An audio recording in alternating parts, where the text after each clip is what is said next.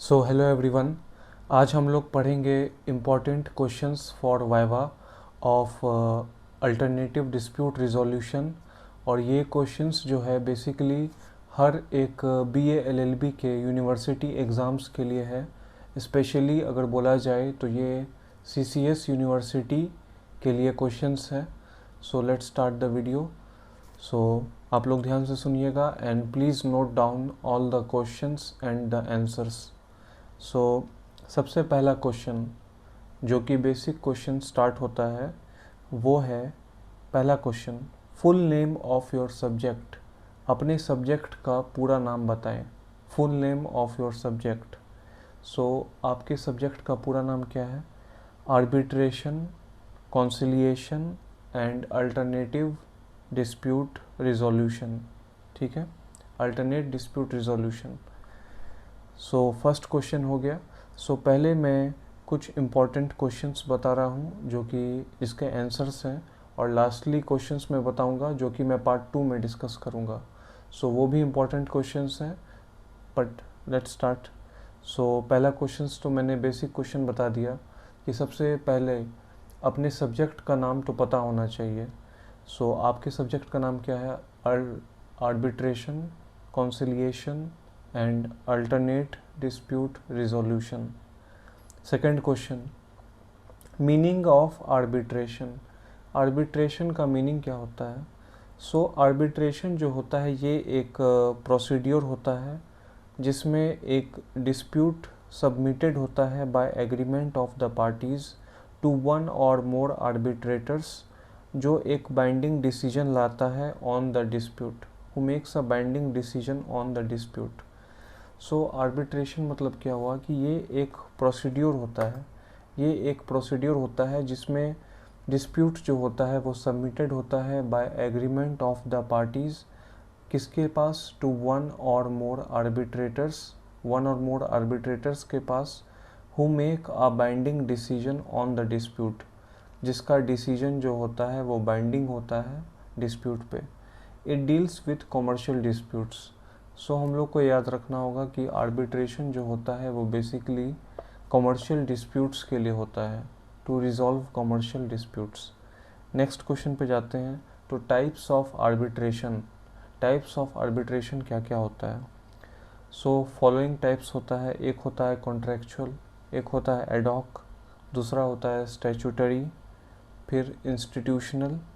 ठीक है, अब हम लोग इस सब को डिस्कस कर लेते हैं कि कॉन्ट्रैक्चुअल आर्बिट्रेशन क्या होता है, एडहॉक आर्बिट्रेशन क्या होता है, स्टैट्यूटरी आर्बिट्रेशन क्या होता है, इंस्टीट्यूशनल आर्बिट्रेशन क्या होता है।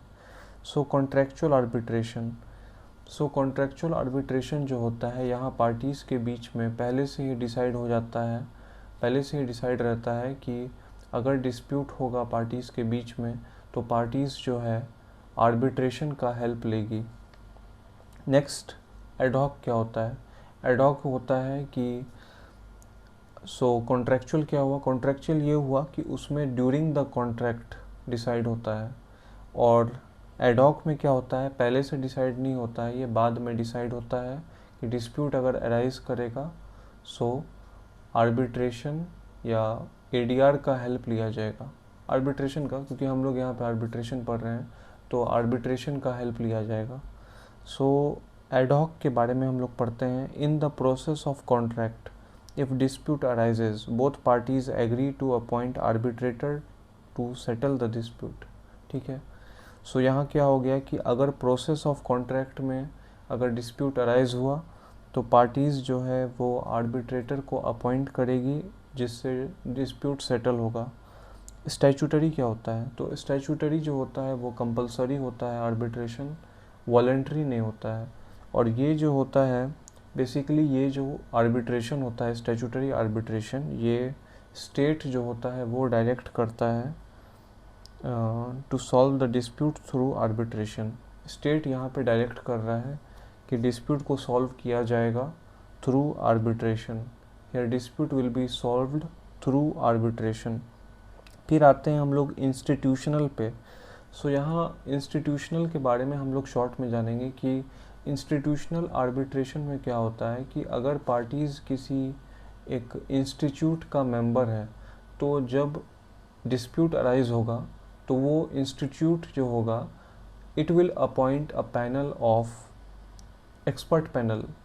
तो वही जो होगा, ये जो इंस्टीट्यूट होगा वो आर्बिट्रेटर को सिलेक्ट करेगा, चूज़ करेगा थ्रू एक्सपर्ट पैनल। तो एक पैनल होता है इंस्टीट्यूट में, एक पैनल होता है जो कि एक आर्बिट्रेटर को सिलेक्ट करेगा और वही आर्बिट्रेटर जो है पार्टीज़ का डिस्प्यूट को सॉल्व करेगा, जो कि मेंबर है ऑफ द इंस्टीट्यूट। फिर नेक्स्ट क्वेश्चन, थर्ड क्वेश्चन पे हम लोग आते हैं, एसेंशियल्स ऑफ आर्बिट्रेशन एग्रीमेंट। सो पीछे हम लोग ये पढ़े कि सबसे पहला तो हम लोग ये पढ़ लिए कि फुल नेम सब्जेक्ट का क्या है, वो हम लोगों ने देख लिया कि वो है arbitration, conciliation and alternate dispute resolution. उसके बाद हम लोग मीनिंग ऑफ आर्बिट्रेशन भी देख लिए कि यहाँ पे डिस्प्यूट जो होता है वो सबमिटेड होता है by agreement of the parties. Dispute यहाँ जो सबमिट हो रहा है वो एग्रीमेंट ऑफ द पार्टीज़ के कारण हो रहा है, और यहाँ वन और मोर आर्बिट्रेटर जो है वो एक बाइंडिंग डिसीजन बना रहा है डिस्प्यूट पे। और टाइप्स भी आर्बिट्रेशन का हम लोग देख लिए कि कॉन्ट्रेक्चुअल होता है, वो पहले से डिसाइड होता है, और उसके बाद हो गया एडहॉक, हो गया एडहॉक आर्बिट्रेशन हो गया जिसमें पहले से डिसाइड नहीं होता, ये बाद में डिसाइड होता है। उसके बाद स्टैट्यूटरी आर्बिट्रेशन हो गया जो कि कंपलसरी होता है और ये जो होता है वॉलंटरी नहीं होता है। और उसके बाद इंस्टीट्यूशनल हो गया। इंस्टीट्यूशनल होता है कि जहाँ मेंबर जो होते हैं वो इंस्टीट्यूट के मेंबर होते हैं और वहाँ जो आर्बिट्रेटर होगा वो एक्सपर्ट पैनल अपॉइंट करता है। अब थर्ड क्वेश्चन से हम लोग स्टार्ट करते हैं कि essentials of arbitration agreement. Arbitration agreement का एसेंशियल्स क्या होता है? सो आर्बिट्रेशन एग्रीमेंट का एसेंशियल्स ये है कि ये हमेशा रिटन फॉर्म में होना चाहिए, दोनों पार्टीज़ को अपना साइन करना ज़रूरी है। उसके बाद इसका कोई फॉर्मेट नहीं होता है, आर्बिट्रेशन एग्रीमेंट का यहाँ कोई फॉर्मेट नहीं होता है। काइंड्स ऑफ अवार्ड, अवार्ड कितने टाइप्स का होता है तो हम लोग देख लेंगे। अवार्ड्स जो होता है, फॉरेन अवार्ड हो गया, एक हो गया domestic award. So foreign award और डोमेस्टिक अवार्ड में डिफरेंस क्या है?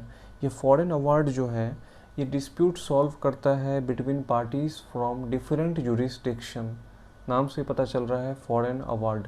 तो ये जो होता है ये सॉल्व करता है dispute between parties from different jurisdiction. अलग अलग जुरिस्डिक्शन हो सकता है, अलग अलग कंट्री हो सकता है, फॉरेन नाम ही है।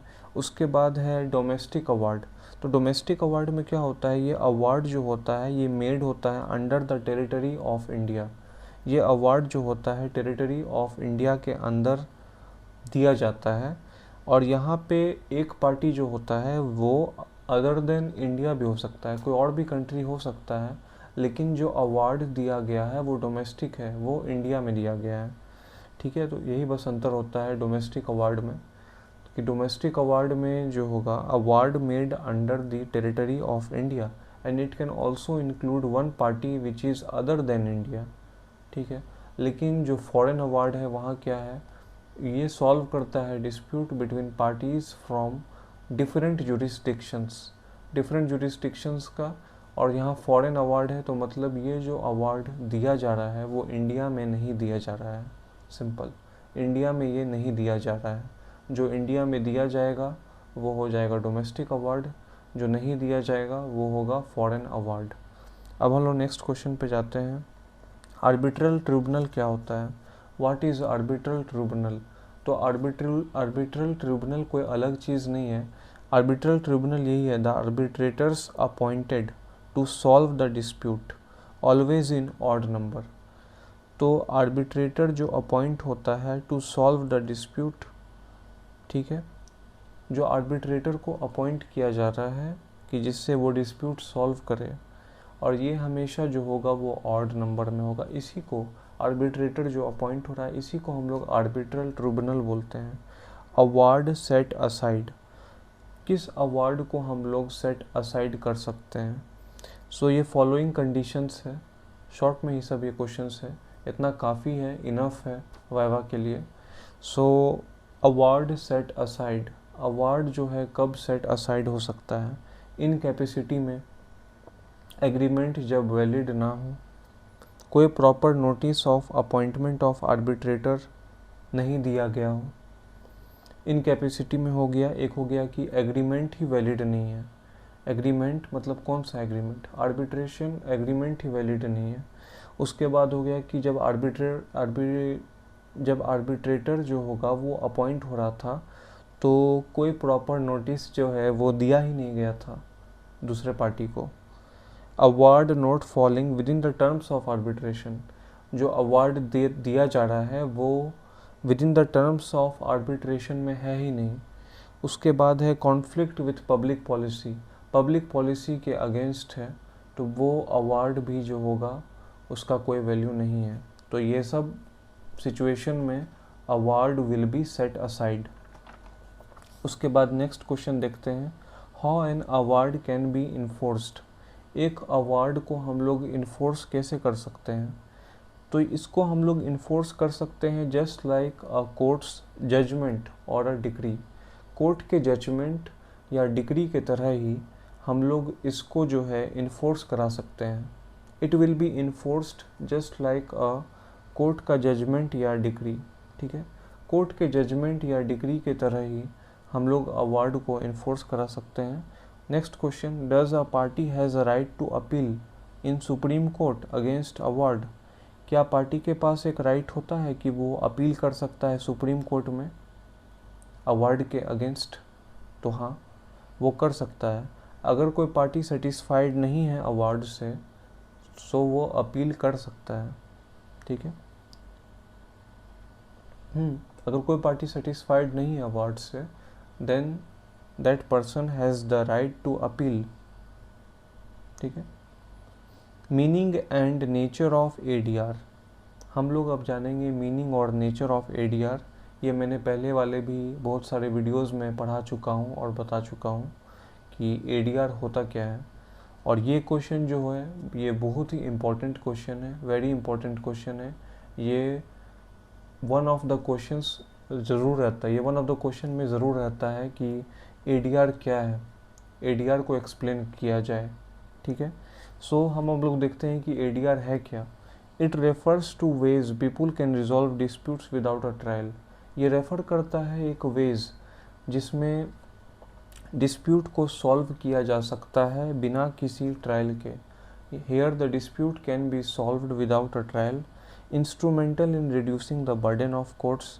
बर्डन ऑफ कोर्ट्स को भी, बर्डन जो है केसेस का, बर्डन जो है केसेस का कोर्ट्स में, उसको भी रिड्यूस करने में हेल्प करता है। पहला हो गया कि ये जो है रिजॉल्व करता है डिस्प्यूट्स विदाउट अ ट्रायल। उसके बाद अगला हो गया कि ये हेल्प करता है इन reducing the burden of courts. Court का बर्डन जो है उसको ये हेल्प करता है कम करने में। It is design to settle dispute outside the court room with the help of neutral third party.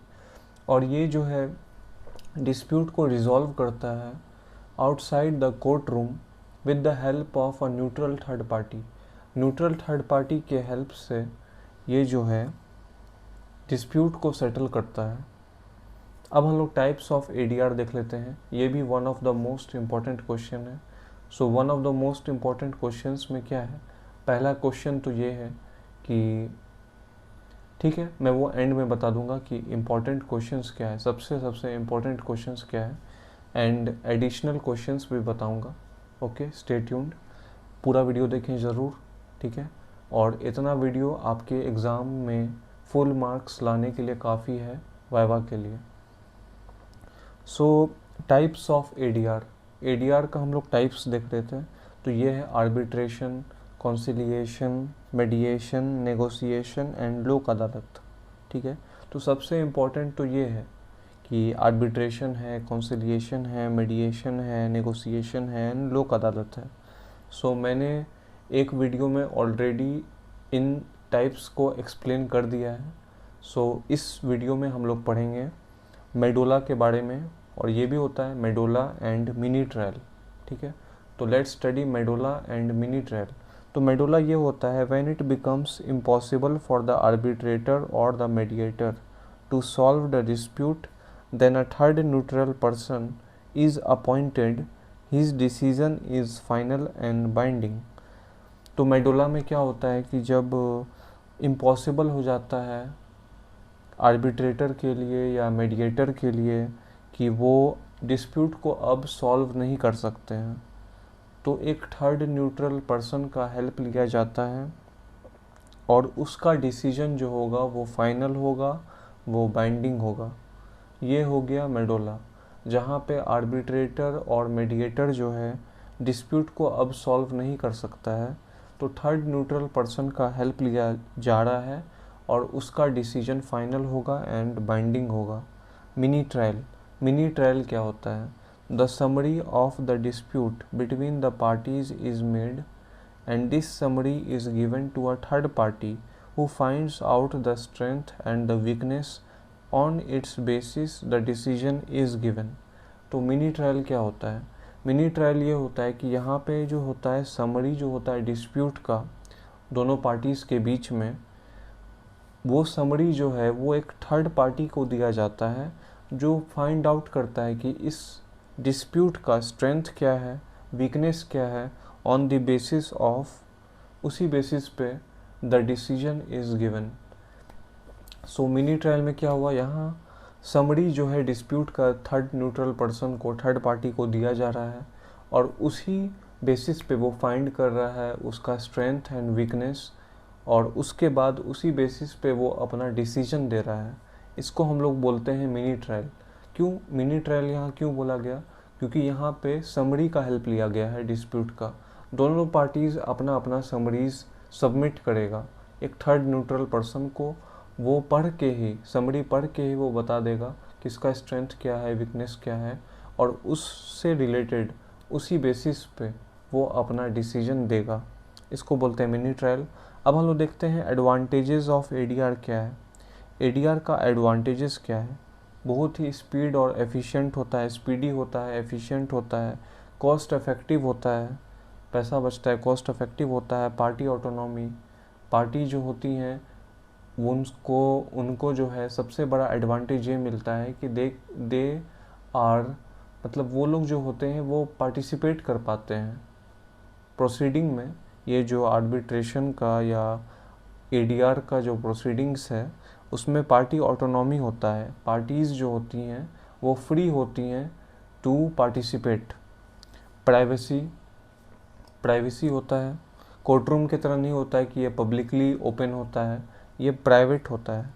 Preserving relationship, और बेसिकली एडीआर में जो अवार्ड दिया जाता है वो ऐसा दिया जाता है कि दोनों पार्टीज़ का रिलेशनशिप जो है प्रिजर्व रहे। अब हम लोग देखते हैं difference between arbitrator and mediator. So arbitrator का ये है कि आर्बिट्रेटर का डिसीजन हमेशा बाइंडिंग होता है, मीडिएटर का जो होता है डिसीजन जो होता है वो नॉन बाइंडिंग होता है। ठीक है। अब हम लोग देखते हैं लोक अदालत।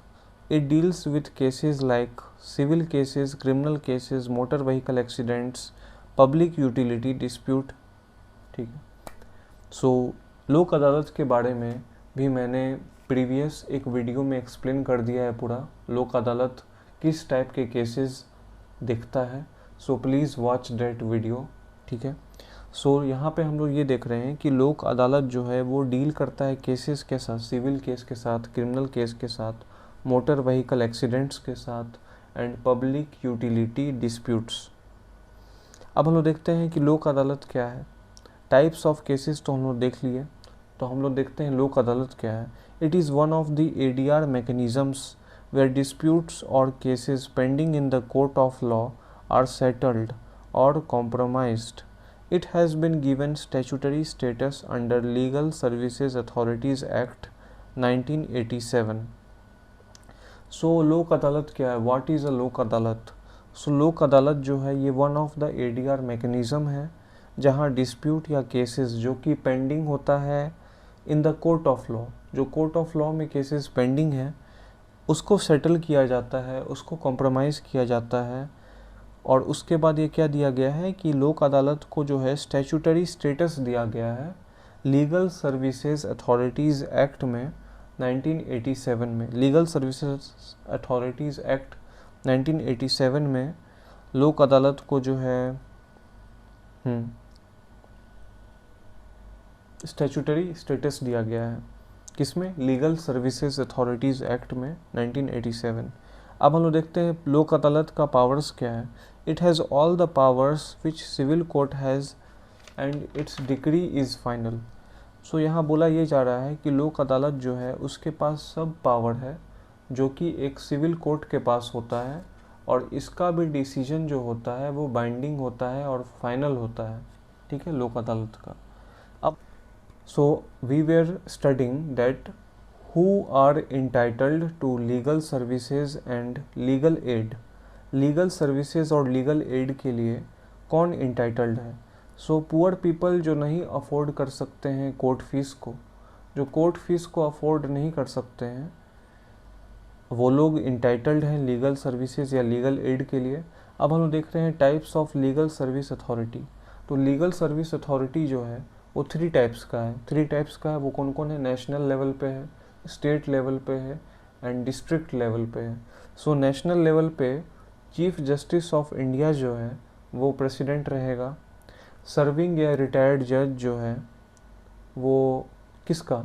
नेशनल का जब बात हो रहा है, सर्विंग या रिटायर्ड जज जो होगा वो एग्जीक्यूटिव होगा, ठीक है, सुप्रीम कोर्ट का।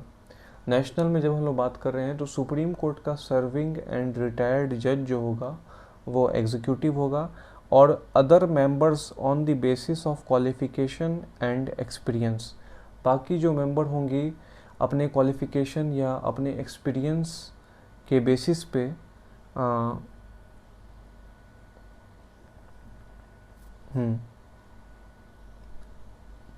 उनको सेलेक्ट किया जाएगा, ठीक है, on the basis of qualification and experience. अब हम लोग नेक्स्ट देख रहे हैं कि स्टेट लीगल सर्विस अथॉरिटी क्या है। सो हम लोगों ने पहले देखा नेशनल लीगल सर्विस अथॉरिटी, उसमें प्रेसिडेंट कौन था? Chief justice of India, supreme court का। और यहाँ क्या होगा? यहाँ चीफ जस्टिस जो है हाई कोर्ट का रहेगा। वहाँ क्या था नेशनल में? सुप्रीम कोर्ट का सर्विंग या रिटायर्ड जज। यहाँ क्या होगा? यहाँ हाई कोर्ट का सर्विंग और रिटायर्ड जज। Other members on the same, ये लाइन सेम होगा, other members on the basis of qualification and experience. अब हम लोग एक और क्वेश्चन देखते हैं कि ये आर्बिट्रेशन जो होता है, hair disagreeing party agree to be bound by the decision of an independent third party. Here a third party attempts to arrange a settlement between two sides. हम लोग एक चीज़ यहाँ पढ़ रहे हैं कि आर्बिट्रेशन और मेडिएशन के बारे में ये एक और डिफरेंस है। जो पहले हम लोगों ने एक डिफरेंस देखा कि आर्बिट्रेटर का डिसीजन बाइंडिंग होता है और मेडिएटर का डिसीजन बाइंडिंग नहीं होता है। यहाँ हम लोग एक और चीज़ देख रहे हैं कि आर्बिट्रेशन में डिसएग्रीइंग पार्टी जो होता है वो बाउंड होता है by the decision of independent third party. लेकिन मेडिएशन में क्या होता है, यहाँ थर्ड पार्टी जो होता है वो अरेंज करता है एक सेटलमेंट को between the two sides. Between the two sides. Guys, और भी मैंने और भी जो है वीडियोस जो है वो मैं नेक्स्ट पार्ट में एक्सप्लेन करूँगा। इसका सेकंड पार्ट में वो लास्ट होगा पार्ट इम्पोर्टेंट क्वेश्चंस वाइवा का, ठीक है। So that's it for today. I hope you guys enjoyed my video. So please आप पार्ट 1 पूरा देख लें, पार्ट 2 पूरा देख लें, and you will get full marks, okay, in Viva. Okay, that's it.